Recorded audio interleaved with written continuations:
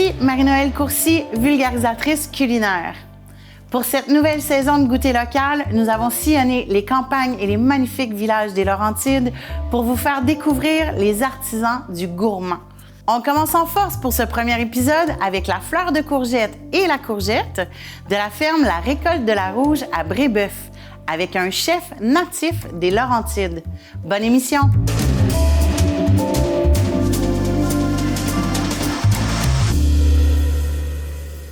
Je m'appelle Marc-Antoine Lacasse, je suis chef exécutif au restaurant L'Express sur la rue Saint-Denis à Montréal. Je suis en cuisine depuis l'âge de 14 ans. Ma première job de plongeur, jamais arrêté depuis. J'ai travaillé un peu partout dans le monde. J'ai fait des stages, France, Norvège, Californie, Pérou. Beaucoup aimé le Pérou, c'était vraiment, vraiment agréable. Retour à Montréal, Toqué, Pied de Cochon, L'Express, Stoneham le Manoir, à Saint-Agathe-des-Monts. J'ai beaucoup apprécié travailler là-bas, c'est mon premier poste de chef. Au restaurant L'Express, notre spécialité, c'est bistrot français. C'est clair que ça fait 40 ans qu'on est ouvert, donc on a des classiques qui sont sur la carte depuis toujours, qu'on doit garder et qu'on veut garder absolument. Malgré tout, on a des super beaux produits au Québec, donc on veut essayer de faire briller ces produits-là dans les spéciaux du jour, donc de 8 à 10 spéciaux à chaque jour qu'on essaye de mettre sur la carte pour faire briller les beaux produits du Québec. Ma spécialité à moi, c'est de suivre les saisons. Ma saison préférée, c'est la saison des tomates. J'adore prendre des produits de la ferme et les mettre sur la table le plus simplement possible. Une belle salade de tomates, quand ça commence, c'est magique.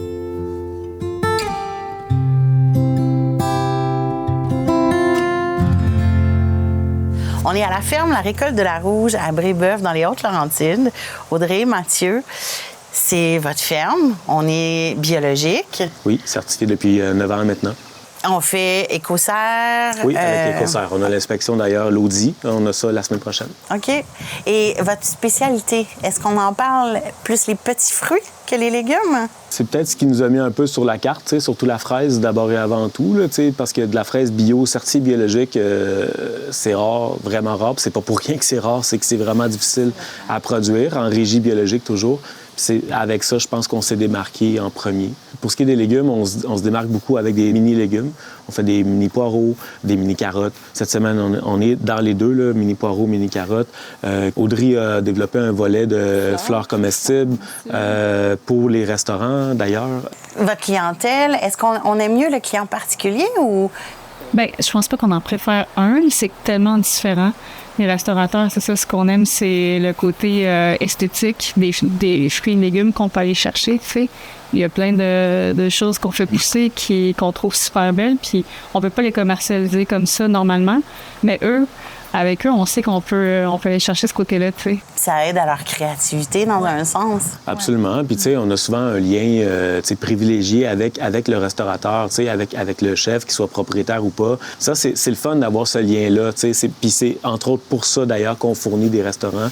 On aime ça beaucoup. On aime aussi fournir monsieur, madame, tout le monde, bien évidemment, via les paniers hebdomadaires, le kiosque ici à la ferme, le marché à Val-David, les samedis. Les paniers, ce qui est le fun aussi, c'est qu'on distribue nos légumes par point de chute. Donc, les gens viennent, ils composent leur panier sur place. À la brasserie La Veillée, à Sainte-Agathe, les gens prennent leurs légumes, ils prennent une petite bière sur la terrasse. Ici, les vendredis, à la ferme, les gens viennent, c'est tous des voisins, ils se voient, ils se parlent. « Hey, salut, tu sais, c'est le fun. » On est le nouveau parvis de l'Église. C'est carrément ça.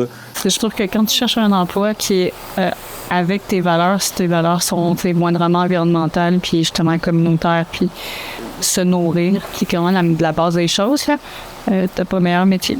L'amour que vous donnez dans votre sol et dans votre culture, ça se transpose. Ouais. Quelle est votre vision du rôle des petites fermes biologiques dans l'alimentation québécoise? Tu sais, la carotte, on la récolte. Par exemple, le mardi matin, on la lave, on la conditionne, on l'entrepose au froid, puis le lendemain, elle est prête. Il y a certains légumes qu'il faut réfrigérer pendant un certain temps pour qu'ils puissent ensuite, par la suite, se conserver longtemps chez les gens. Cette carotte-là, on la met là, au kiosque. 1 heure après, il y a quelqu'un qui vient la prendre, qui va la manger. C'est à ce moment-là que cette personne-là va avoir la plus grande quantité de vitamines et de minéraux qu'il peut y avoir dans ce légume-là. C'est à ce moment-là. C'est ça que ça permet, les petites fermes locales, dans un contexte québécois. C'est-à-dire qu'on cultive des légumes de saison qui contribue grandement à une meilleure santé chez la plupart des gens. Tu sais. C'est bon de manger des fruits et des légumes, tout le monde le dit. Là, je parle même pas de la certification biologique, je parle juste du fait de manger des fruits et des légumes frais. Puis le fait que les gens habitent à côté, le fait que les gens viennent un peu de toute la région très, très immédiate, on l'a cet élément-là. Tu sais. Donc, je pense que c'est un peu dans ce sens-là que les petites fermes tu sais, peuvent contribuer au développement régional. Voire même national au niveau du Québec. Il y a énormément de points positifs à ce que vous faites, puis moi, je suis en admiration envers les gens comme vous parce que vous travaillez très dur. Puis... Un peu. Mathieu, Audrey, qu'est-ce qu'on offre aux chefs pour la recette?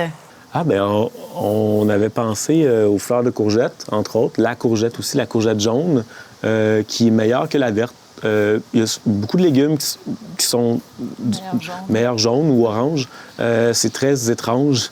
Les poivrons oranges, les poivrons jaunes, les tomates jaunes, ça, c'est courgettes jaunes sont vraiment meilleures. Je ne sais pas qu'est-ce qu'il va faire avec ça, là, mais on a très, très hâte de voir ça. Je suis certaine qu'il va vous représenter fièrement. Ben oui, c'est un des meilleurs chefs au Québec. C'est sûr que oui. Mathieu, Audrey, je vous dis un énorme merci. Ben ça fait plaisir. Merci. Marc-Antoine, toi, tu travailles les produits de ferme La Récolte de la Rouge dans les Hautes-Laurentides. Oui. Ils t'ont fourni des courgettes ainsi que des fleurs de courgettes. Oui, absolument. Elles sont magnifiques. Les fleurs également. Je suis un gros fanatique de fleurs de courgettes, fait qu'on va avoir du plaisir avec ça aujourd'hui. Dis-moi donc, qu'est-ce que tu as fait comme test? Est-ce que ça s'est bien passé? Ah oui, absolument. C'est sûr que les courgettes, pour moi, c'est vraiment facile à travailler. C'est vraiment agréable. C'est très en fraîcheur. Puis quand le produit est parfait, bien, c'est facile à faire. Et qu'est-ce qu'on fait comme recette? Alors aujourd'hui, on va faire des fleurs de courgettes farcies à la ricotta aux herbes avec une petite salade de tomates et olives. Allons-y. Quelle est notre première étape, Marc-Antoine? Bien, on va commencer par faire le petit coulis de courgette parce que c'est vraiment ça l'étape la plus longue parce qu'il va falloir le cuire. Et dans le meilleur des cas, on va pouvoir le refroidir par la suite pour le servir juste assez tiédi. C'est vraiment l'étape la plus longue de tout parce que faire la farce et faire la salade, ça va quand même aller assez vite. Donc, on cuit, on refroidit et on tiédit avant le service. Dans le meilleur des mondes, oui, c'est exactement ça qu'on va faire. Donc, on va vraiment y aller à feu doux parce qu'en fait, ce qu'on veut, c'est mettre le moins de coloration possible parce qu'on veut vraiment essayer de garder la couleur de la courgette. Donc, on commence avec un petit filet d'huile d'olive. Il faut remettre nos oignons. Ici, ce qu'on a travaillé, c'est des mini poireaux, mais à la maison, des oignons blancs. D'épicerie, c'est fantastique, ça va fonctionner très bien. Oignon blanc ou oignon vert? Oui. Je préfère oignon blanc ou oignon jaune parce qu'on veut garder la couleur. Donc, si on prendrait le vert de l'oignon, on viendrait vraiment décolorer la purée. On vise vraiment une purée jaune, non brune. Donc, dans le blanc pour l'oignon, c'est vraiment le mieux. Là, on cuisine la courgette jaune. Mais est-ce qu'il y a une différence avec la courgette verte? Ça va dépendre à quel point on est avancé dans la saison. Moi, je préfère la jaune quand j'essaie de faire des purées, des sauces ou des soupes. Je trouve que c'est vraiment plus particulier d'avoir la belle couleur jaune dans nos purées, dans nos sauces. Mais ça fonctionne très bien aussi à la maison pour la courgette verte également. Fait qu'on va venir émincer notre courgette ici. Pas besoin de la faire trop grossièrement. Le plus mince sera le mieux. En fait, ce qu'on veut, c'est essayer de faire une cuisson le plus rapide possible. Et ça, c'est très important de se le rappeler parce que plus nos aliments sont coupés minces, plus la cuisson va être rapide et moins on va décolorer l'aliment. Donc, si on essaie de faire une purée avec une plus belle couleur, on va couper nos morceaux plus petits. Comme ça, ils vont cuire plus vite. Et toujours de la même grosseur. Dans le meilleur des mondes, absolument. Ça permet une cuisson uniforme. Puis ça, souvent, en cuisine, on l'oublie quand on n'est pas un chef. On essaye. C'est sûr que ça l'aide beaucoup. Ici, on va dire saler légèrement. Toujours mettre du sel. Toujours. C'est vraiment important de rajouter du sel à chaque étape parce que ça va venir aider les aliments à cracher de l'eau et ça va développer le profil de saveur. Donc, pendant que ça cuit, tranquillement, pas vite, on va venir travailler la farce de nos belles fleurs de courgettes. Donc, on commence ici avec une base de ricotta aussi simple que vous pouvez acheter à l'épicerie, très de base. Et ici, on est pouvoir émincer un de mes produits que j'adore, la fleur d'ail. En fait, c'est vraiment le fun. J'adore la fleur d'ail parce que c'est sûr que dans le commun des mortels, on peut dire, les gens sont toujours habitués d'avoir l'ail qui est juste le bulbe, en fait. Mais après ça, quand l'ail est en saison et est jeune, on a la tige qu'on peut cuisiner qui est extrêmement tendre et Le goût est vraiment moins agressant que l'ail séché. Il y a on peut moins dire. d'alicine dans la fleur d'ail que dans Yes. le bulbe d'ail. Exact. Donc, ce qu'on a ici, c'est vraiment juste le petit goût fin, raffiné de l'ail. Puis la fleur d'ail est plus digeste que l'ail. Absolument. On va venir saler, poivrer. J'aime bien poivrer. Puis ça va venir assaisonner le reste de notre recette. Et juste pour venir l'alléger un peu, on va venir mettre le zeste d'un citron. Le zeste, c'est vraiment juste le petit jaune. Il ne faut pas aller chercher le blanc parce que c'est de l'amertume. Exactement. Donc, ce qu'on veut faire ici, c'est venir chercher juste le jaune et ne pas prendre le zeste, qui est le blanc dans le citron. Donc, pour tous et chacun qui ont une microplane à la maison, c'est vraiment facile. Et le petit truc que je vais vous donner, c'est prendre la microplane, au lieu de frotter le citron sur la râpe, on va mettre la râpe sur le citron. Donc, on part ici, on va venir tourner autour, et comme ça, on vient juste chercher la couleur qu'on veut. Et ça parfume. Absolument. Donc, ce qu'on veut ici, c'est le parfum et non l'acidité du citron. Donc, on voit ici que nos oignons et nos courgettes, tranquillement, vont commencer à cuire. On ne veut pas les faire brunir. Non, exact. Donc, c'est le moins de coloration possible. Fait que c'est pour ça que c'est vraiment une étape qu'on peut donner du temps, prendre ça tranquille. Dans le meilleur des mondes, on peut le faire la veille ou le matin avant de le servir le soir. Donc, on va venir tout doucement le cuire comme ça.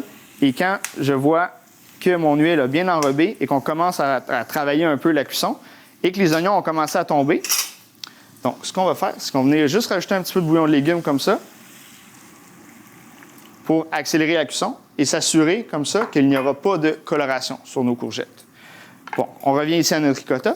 Donc, ricotta, fleur d'ail, citron. On va mettre juste un peu d'huile d'olive parce que l'huile d'olive, c'est toujours bon. Ici, ce que j'ai fait, j'ai émincé un peu de basilic qu'on peut venir mettre dans la ricotta et on va hacher un peu d'estragon également. Puis, ce qui est vraiment agréable, c'est que tous ces beaux produits nous viennent de chez Mathieu à la récolte ferme. de la Rouge. Exact. Oui. Que je suis allé chercher moi-même. C'est ça qui est vraiment agréable, c'est que j'ai pu les cueillir moi-même avant de venir ici. Aujourd'hui, tu as amené des camerises et des gadelles qui font partie des petits fruits que Mathieu te fournit au restaurant. Absolument. Fait que c'est vraiment agréable parce que Mathieu il m'appelle une fois par semaine puis on fait notre commande pour la semaine prochaine. C'est un super beau producteur. Il y a des super beaux produits. Donc, on a des magnifiques gadelles que j'adore. Et la saison est tellement courte au Québec que quand ils sont disponibles, Il faut les prendre les là. avoir. Et les camerises, c'est vraiment une variété de camerises qui sont énormes. Absolument. Est-ce que tu peux nous parler rapidement du profil de saveur de la camerise? Absolument. Moi, j'adore la camerise parce que c'est un peu le bleuet sauvage du Québec, si je peux me permettre. Vraiment une texture un peu plus intéressante. Je trouve que c'est un peu plus de chair que le bleuet, mais un peu légèrement plus acidulé. Je les adore dans mes salades. Au lieu de mettre, je mets un peu moins de vinaigre dans mes salades, puis je mets des petites camerises, fait que ça donne une petite explosion de sucre et d'acidité. C'est vraiment plus agréable. Et en cuisson aussi, on va venir mettre plus d'acidité dans nos recettes. Donc, une belle tarte aux camerises, généralement, c'est difficile à battre. Donc, ce qu'on va faire ici pour farcir nos magnifiques fleurs de courgettes, c'est qu'on va utiliser une poche à pâtisserie. Oui. C'est vraiment plus facile à la maison si vous en avez une. Sinon, ça se fait avec une cuillère.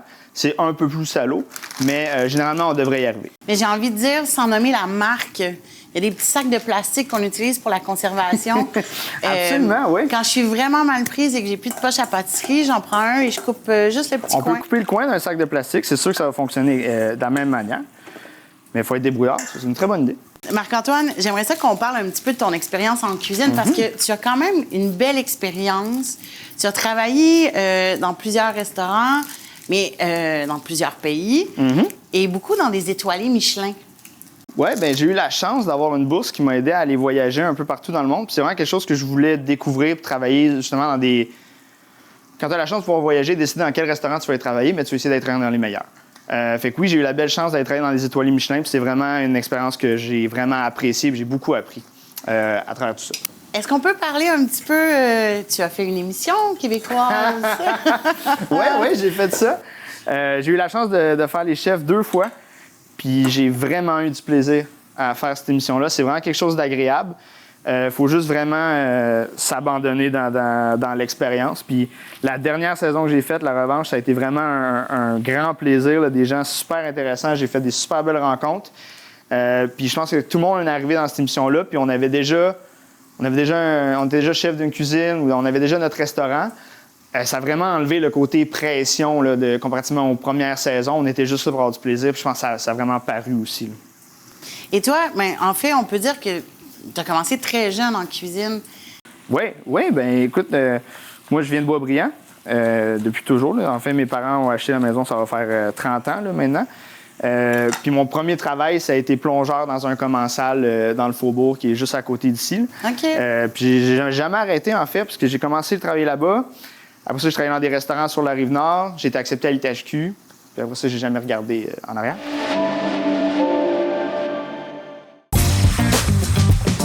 Aujourd'hui, on parle de saveurs locales et d'une campagne qui donne envie d'en manger plus souvent. Mange donc de la saveur locale, c'est le nouveau slogan de la campagne Laurentides J'en mange qui célèbre la richesse bioalimentaire de notre région. Avec une nouvelle image de marque et une offensive publicitaire à grande échelle, on veut montrer que manger local, c'est simple, accessible et possible en toute saison. Des légumes d'ici, des viandes et des produits transformés, des boissons artisanales, c'est pas seulement réservé aux occasions spéciales. C'est pour tous les jours et pour toutes les tables. Choisir local, c'est faire vivre notre économie, garder la fraîcheur près de chez nous et profiter de produits frais et authentiques.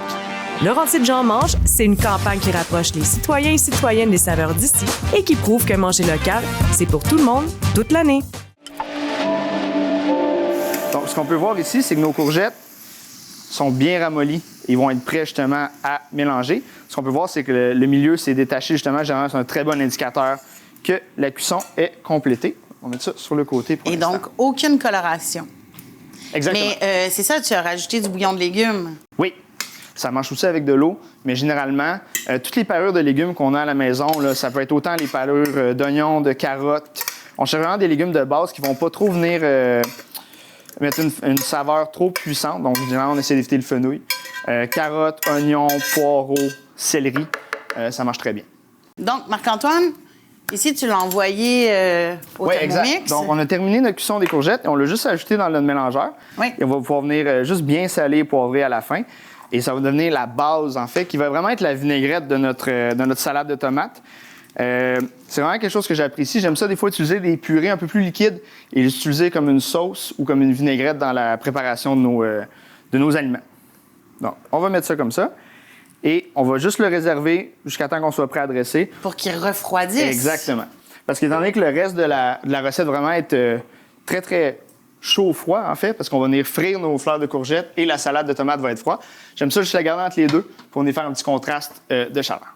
Maintenant, on va farcir les dites fleurs de courgettes. Donc, c'est vraiment important. On va venir enlever les petites épines sur le côté parce que même cuit, c'est pas très agréable. Est-ce que c'est de l'amertume? C'est de la texture? Oui, c'est légèrement... c'est une belle amertume, mais à la cuisson, c'est pas tant agréable parce que ça reste très croquant. OK. Fait qu'on va juste venir l'enlever. Et après ça, ce qui est important, c'est qu'on va venir enlever le pistil qui est à l'intérieur. C'est pas grave si vous le faites pas, mais ça va donner plus d'espace pour notre farce. Mais Marc-Antoine, les fleurs de courgettes, ça peut être farci à n'importe quoi. Absolument. Ça C'est peut vraiment- être même mangé froid. Moi, je préfère l'utiliser parce que ça fait une belle enveloppe végétale qu'on va pouvoir venir frire par la suite. C'est sûr que ça va être plus agréable. Mais oui, on peut mettre ce qu'on veut là-dedans. Moi, j'aime vraiment utiliser la ricotta parce que je sais que ça va super bien aller avec ma salade de tomates. Mais n'importe quoi d'autre peut aller là-dedans. On peut faire une farce aux légumes, on peut faire une farce à la viande si on veut. Fait que nos fleurs de courgettes sont farcies. Fait qu'on va pouvoir laisser ça là pendant un petit moment et on va pouvoir mettre notre huile sur le feu. Donc, c'est très important d'avoir un thermomètre. Si tu veux t'en occuper, ça va serait me faire grandement plaisir. apprécié. Donc, pour ce qui est de l'appareil tempura, il y a 1001 recettes pour utiliser ça. Moi, je reste sur une recette de base. Donc, on est sur de la farine. Oui. On va mettre un œuf pour la coloration. Et après ça, on va juste rajouter de l'eau froide jusqu'à temps que notre appareil soit lisse. C'est tout aussi simple. Et Marc-Antoine, là, t'es allé à l'œil avec ton eau froide. Absolument. Pour les besoins de la cause. Pour les là, besoins de la cause, à peu près 3 cuillères à soupe. je vous dirais, oui, généralement, c'est une très bonne... pour environ, je dirais, 100 grammes de farine, on va y aller sur 2 cuillères à peu près.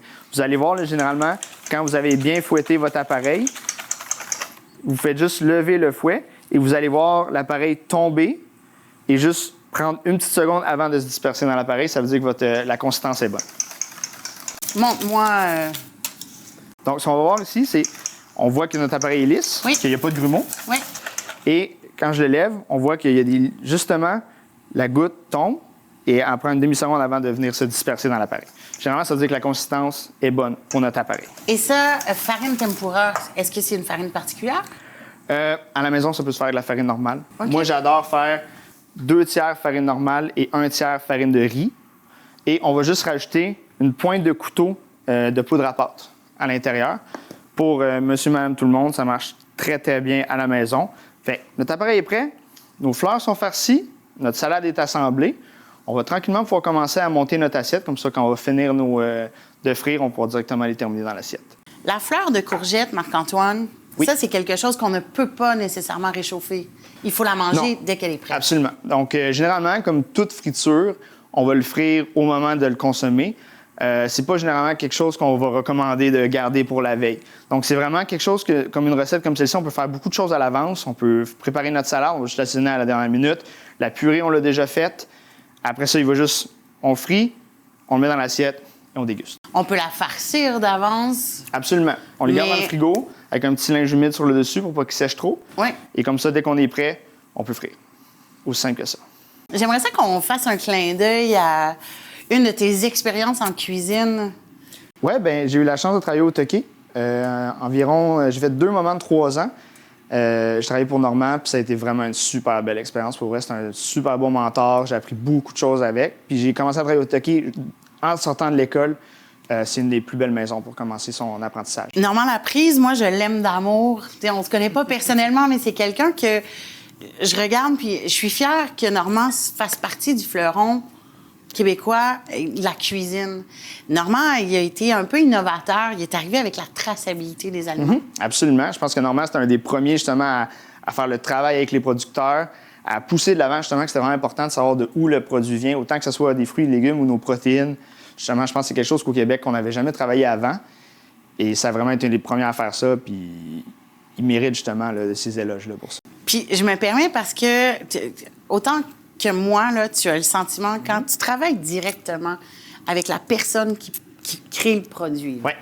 sans rentrer dans tous les termes, tu as un lien direct et tu la sens, l'amour. Est-ce que ça t'encourage à la transposer dans ton assiette?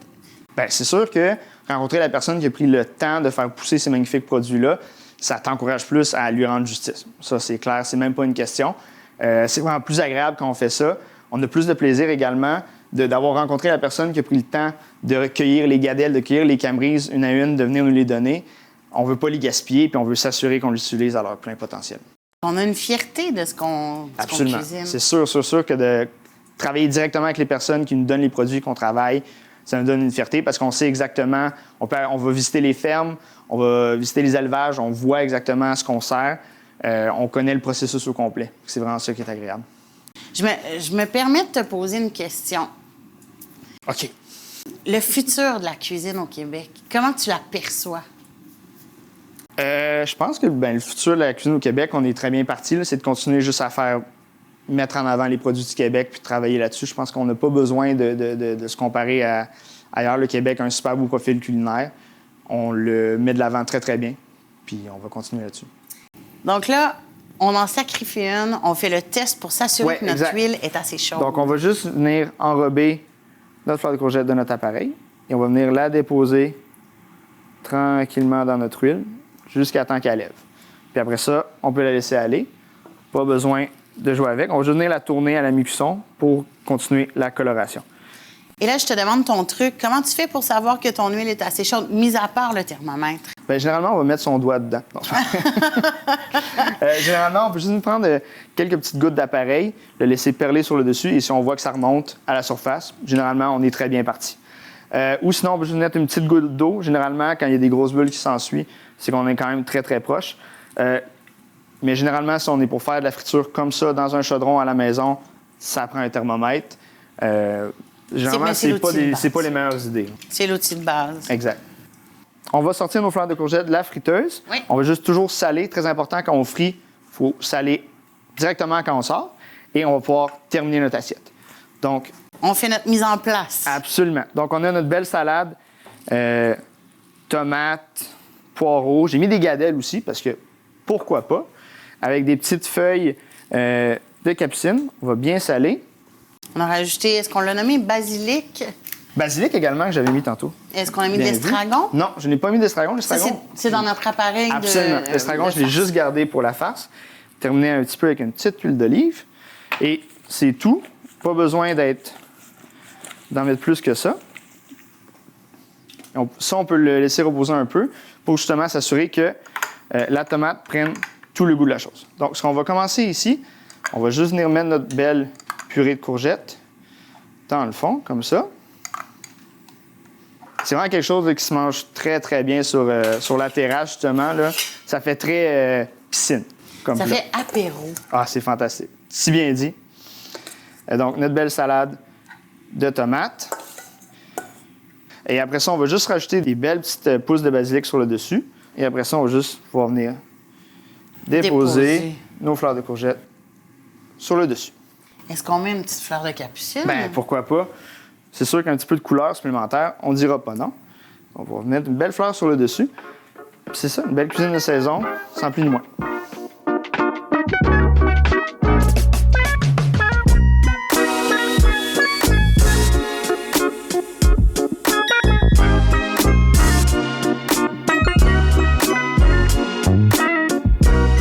Marc-Antoine, ta recette, franchement, visuelle, c'est magnifique.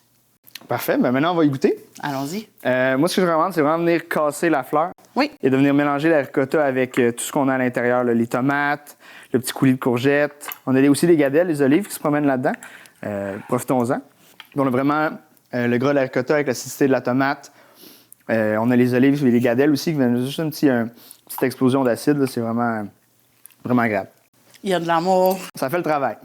Il y a une explosion de saveur en bouche. Mais c'est vraiment parfait, je trouve, pour la terrasse. Ça fait vraiment piscine. On est vraiment en fraîcheur, mais juste assez de gras et de croustillant avec la fleur frite pour venir lier le tout. Puis avec la salade de tomates qui sont en saison, ben, il faut en profiter. Et là, on va terminer avec une petite... Ouais, le poivré, la feuille de capucine, c'est sûr, ça vient faire le contraste. Si on en utilise à la maison, il ne faut vraiment pas mettre de poivre dans la salade parce que ça va venir faire le contraste là-dessus. Marc-Antoine, il y a de l'amour dans ton plat. Tu es une personne magnifique et géniale. Merci beaucoup. Ben, ça fait plaisir. Derrière chaque recette, il y a un chef, mais aussi une belle façon de redonner à la communauté. Votez pour votre coup de cœur et grâce aux caisses Desjardins des Laurentides, 3 organismes de la région recevront 1 000 $ chacun. Pour voter, il suffit de scanner le code QR. Pour plus de détails, visitez tvbl.ca.